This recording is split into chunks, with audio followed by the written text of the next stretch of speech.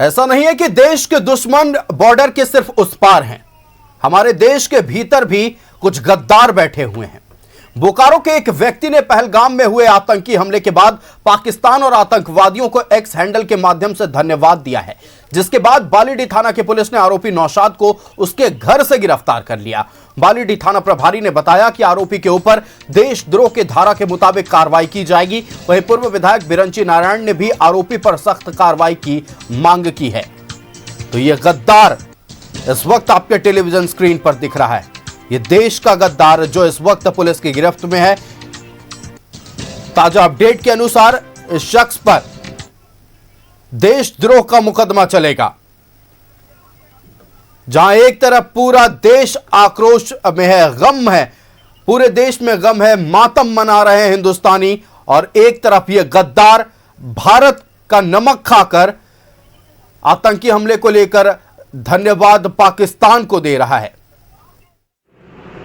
कल कश्मीर के पहलगाम में जिस तरह की हरकत हुई, निर्दोष 26-27 हिंदुओं को मौत के घाट उतार दिया गया, और उसकी सराहना की है बोकारो के एक जिहादी ने। जेल की सलाखों के पीछे न पहुंचाए, बल्कि आतंकवादी गतिविधियों में सम्मिलित रहने वाला अगर आतंकवादी है तो उसे प्रोत्साहित करने वाला भी उतना ही खतरनाक जिहादी है।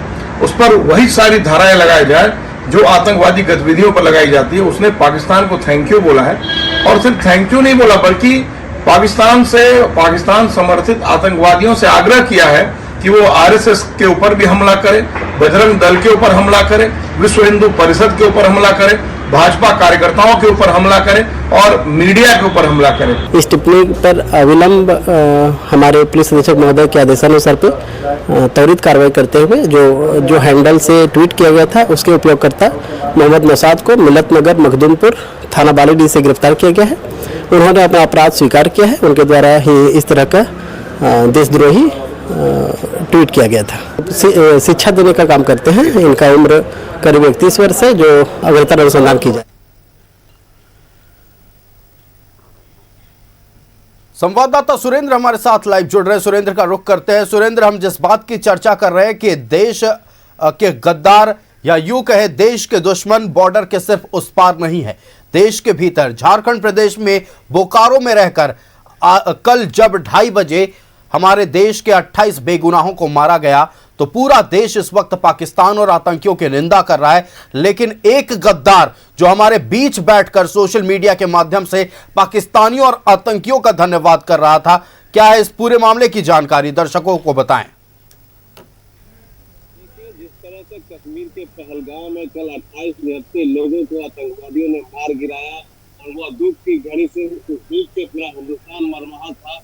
और उस वक्त बालीडीह के रहने वाले मोहम्मद नौशाद ने अपने ट्विटर अकाउंट से ट्वीट कर पाकिस्तान को धन्यवाद देता है और कहता है कि बजरंग दल, आरएसएस और मीडिया को भी टारगेट करना चाहिए था। हम कह सकते हैं जो हिंदुस्तान में रहकर पाकिस्तान को थैंक यू बोल रहा है, ऐसे गद्दारों को कम से कम सजा जरूर मिलनी चाहिए, और ऐसी सजा मिलनी चाहिए कि दूसरा कोई यहाँ पर हिंदुस्तान में रहकर पाकिस्तान को धन्यवाद देने की हिमाकत न कर सके। वहीं बोकारो के विधायक ने भी मामले को बोकारो एसपी को सूचना दी थी और उसकी गिरफ्तारी की भी मांग की थी। और बोकारो के जो एसपी है पुलिस अधीक्षक मनोज सरगारी ने त्वरित कार्रवाई करते हुए उस अपराधी को हम कह सकते हैं कि रात में ही उसके घर से उसे उठा लिया, और वह रहने वाला है बालीडीह थाना के मखदूमपुर के मिल्लत नगर का वह रहने वाला है। उसकी उम्र 21 वर्ष बताई जा रही है। और जिस तरह से जानकारी मिल रही है कि वह जो व्यक्ति है वह धर्म की शिक्षा देता था लोगों को, अपने धर्म के बारे में लोगों को बताता था। और पुलिस को उसके पास से एक मोबाइल भी बरामद हुआ है, जिसमें वह साफ साबित होता है कि उसने अपने मोबाइल से ही इसको ट्वीट किया था और पाकिस्तान को थैंक यू बोला था।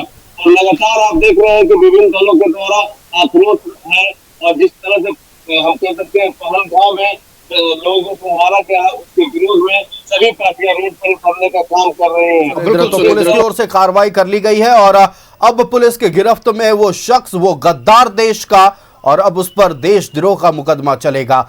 आतंकियों को समर्थन करने वाला हमारा देश का वासी नहीं हो सकता। इन तमाम लोगों को सलाखों के पीछे या बॉर्डर के उस पार रहने की जरूरत है। सुरेंद्र, आपका हमारे साथ जुड़ने के लिए और तमाम जानकारी दर्शकों तक पहुंचाने के लिए बहुत धन्यवाद। तो फिलहाल पल पल की अपडेट आप तक हम पहुंचाएंगे, तस्वीरें राजधानी रांची से भी दिखाएंगे।